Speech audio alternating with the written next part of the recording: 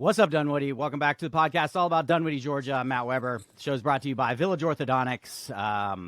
That might be a new name for you, Will, but that's our big orthodontics place around here. Love Dr. Brett. But anyway, so you came on the show today because you are the savior of our Dunwoody Food Hall.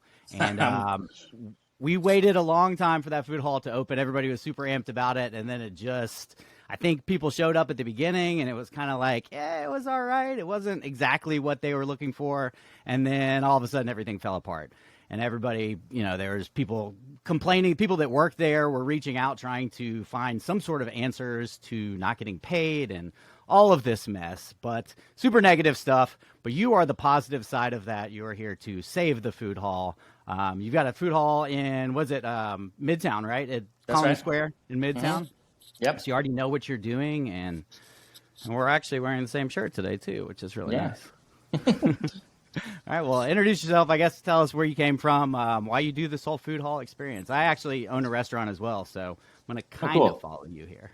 Okay, well, Politan started about a decade ago, so we've been producing food halls for 10 years, and one of our most popular ones, and quite frankly, just one that I've had the most fun working on, is the Atlanta project down in Midtown. Excuse me. And so on the heels of that, and having such a good experience and working with such great entrepreneurs, we really were looking for a way to help their brands grow. And that meant an expansion in Atlanta. I've really fallen in love with the city. I'm from just down the road in Birmingham, Alabama originally. So it's been a really fun exploratory project for our group. But, the bottom line is that we've got a few of the entrepreneurs in Colony Square who are ready to grow. This opportunity, came about. We saw that it would be a great way to really kind of put into place there what I think everybody expected. And so, or what people were hoping for. So we're going to we're opening up in the fall. We're presently sort of getting everything finished out the right way in terms of just a couple of edits to the layout and things of that nature. But we're opening in the fall with 9 counter service establishments, a restaurant within a restaurant, and 2 bars, one being Bar Politan, which is our sort of signature mainstay bar, but then also a fun surprise in the back of the room. So it's really going to be that center of variety, I think, in Dunwoody, where the whole family can come and everybody gets what they want. And so I think it'll be really, really fun. We're also going to have 3 concepts from the original come forward, 3 of the most popular concepts, but we've also got 7 new ones. So there is, though I think you'll see the sort of vibe and design and stuff that you see in Midtown, the project is still quintessentially unique with the sort of the new stuff that we have in store for Dunwoody. Yeah, that's really cool. So some of the people from Colony Square are coming over? Yeah. Pretty Little Taco, which is sort of like the darling down there, who's done just an incredible job. Kind of one of the original birria operators in Atlanta is coming forward. Also the hibachi place with Jack Bai, and Tandoori, which is sort of an Indian wings concept that does extremely well. The food is delicious. That's awesome. So 10 years ago, you were the first one. I mean, food hall, I feel like it wasn't around 10 years ago, except for at the mall, Well, yeah, exactly. Court at the mall, but 10 years ago, they were just basically in New York. And it was a couple in San Francisco. And we built the first one here in New Orleans in the Southeast. But about a year or two later, that's when, late 2015 is when you saw Krog open, Ponce opened. So we were kind of right at the beginning and have watched this whole industry sort of evolve over time. Yeah, it's really cool. I mean, it's a great idea, and I'm surprised that it didn't come around before that, honestly. Yeah, I mean, variants of the Krog Street one. Yeah. The variants have existed for a long time, and it is an evolving business that things change every day in it, and so you really have to. It requires a lot of focus, but in the end, it's incredibly rewarding when you get to work with young brands and watch them grow these businesses and kind of help. So it's it's both. It's fun, from a guest experience standpoint. The customers absolutely love food halls because you just can't get the same amount of variety in other places. I mean, with the exception of the mall food court, I guess. But a lot of people want a more dining, more aesthetically driven offer there, and that's I think where we come in. And a bar is always good too. Sure. So, are these existing restaurants that have large locations as well that want to try something new? Um, I saw that Stage was one of the ones. The yeah, guys from Stage. I really like that restaurant. yeah. They have Stage and Pesh, and they're doing a sort of counter service oriented, like Mediterranean kebabs focused thing, which is a new Hmm. concept for them. But they, they're a pretty cool group, and they have a lot of talent. So I think it's a good match. Yeah. Is it easier for them to go into a food hall, or is it actually more difficult? I mean, I'm sure it's a smaller space, right? It is a For the smaller kitchen. space, but the way we build them for people, what Politan does is we build them to sort of a 90% standard turnkey. So Okay. typically, by the time they walk in, they're already licensed, which makes it a lot easier for us over time, and it's a lot less challenging for an operator to get into because they really just have to think about the food production, not the not the rest of the wrench turning and the permitting and all that kind of thing. Right. And then like servers and stuff like that, are you in charge of that? And or Yeah, do they all so have their individual ones? we're sort of a classic style food hall where it's pretty much counter service, and so people are going to order from the counter directly from the operator, so they can kind of speak to and get the vibe of what each Right. brand is about. So we don't really do a table service thing the way I think it was originally planned at that location. And in fact, one Okay. of the things that we're going to do, if you've been into this particular location in Dunwoody, they built this sort of room within a room, Hmm. which they called the library. But what we're going to do is take all of that out so you can open up the sight lines to all the vendors. And then part of the design is to build a banquette around on the inside so that from anywhere in the restaurant you can see all the menus and all the purveyors and all of the options, which really kind of opens the room up, and I think is gonna allow it to make a lot more sense, because I think one of the issues is just customer confusion. People, when they part of the experience with going to a food hall is the ability to walk around and see everything, and sort of Yeah, like it's like almost too that's the much. right. That's the fun, and so like you want people to have that experience where they walk in and they get the ooh and the ah, and then they walk around and see everything that's on offer, and then make the purchasing decision. Yeah. Yeah, and there's something to that too, where I could go with my kids and, I'm going to want something totally different than what they're going to want. They're going to go to whoever's got the best chicken tenders. But, Right. you can kind of show up with a family of four and all get different stuff if you want to. I think Yeah, it's that's a absolutely right. really We've cool actually idea. we've put in a reservations system, so like specifically for like Sunday, or family style. So like if you're coming after church and you've got a whole crew with you, you can not have to necessarily worry about finding the table for everybody to then kind of disperse and get what they want and meet back up, which is actually kind of I think an ease of shop, but also a critical component for that large sort of family dynamic, which in up here in Dunwoody, there's just a lot of there's a lot of families, and I think we want to make sure that we have a great dining option Yeah. for those folks. We think of it like a Yeah. dining room. And so, and with the Midtown project, we wanted to be Midtown's living room, and up here in Dunwoody, we want it to feel like a great family dining room where you can where everybody gets what they want. Yeah, exactly what they want. Can you tell us about JoJo's? Yeah. I Oh read man. something about that. I thought it was kind of cool. Yeah. No, JoJo's. So we created JoJo's in the middle of the pandemic. So like the Midtown project was delayed by about 9 or 10 months because the pandemic hit right in the middle. And right while we were like wrapping up construction, to be honest, the back bar we reconcepted in the middle of the pandemic to be JoJo's Beloved, and JoJo's Beloved was it was kind of born of that idea when we were all locked up in the house and you wanted this sort of escapist vibe. So what we came up with was kind of a time travel bar. So when you walk through the doors of JoJo's, it's fully encapsulated, and it has a very like specific soundtrack and design, which is all aimed at 1978 to 1981, which was a really great time in music, specifically in Atlanta.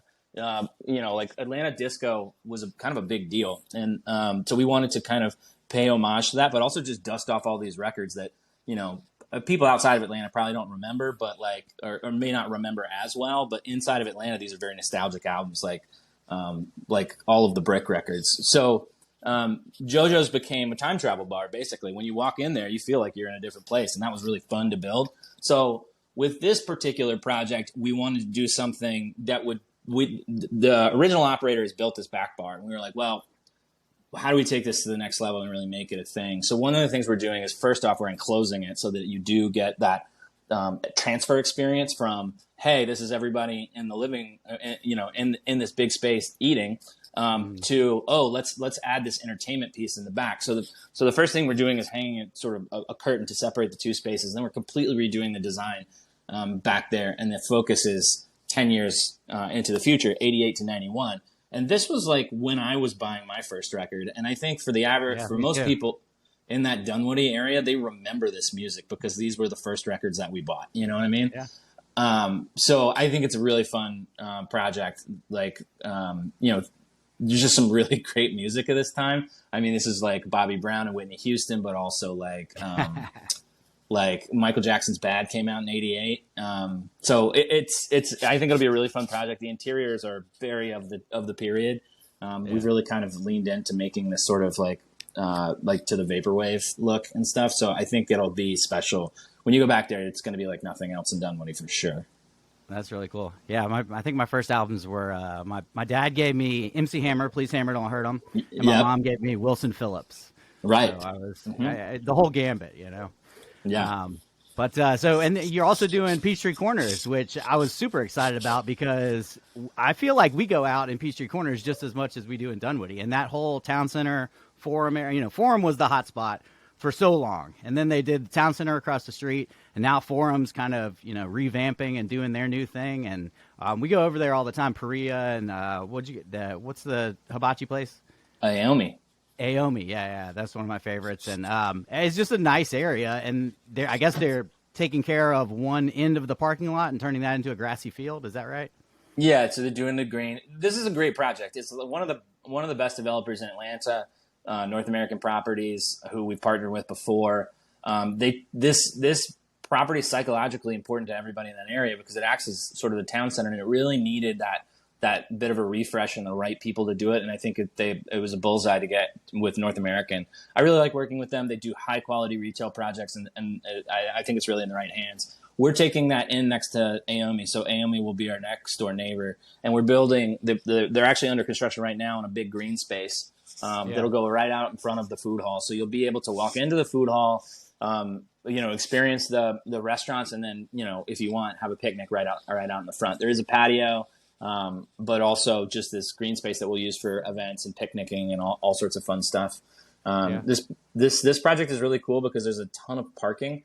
And I think North American kind of has a 10-year plan over there to not only build a vertical deck, but also add, residential and office and things, and really kind of take it towards, update it for the future, which I think will be really, really awesome. Yeah. I really like Peachtree Corners. I'm a big fan of Dunwoody as well, but it's neat that you're going to be in both places. And are any of those, have you gotten down to the restaurants yet for that? Like, are you going to share any of the restaurants?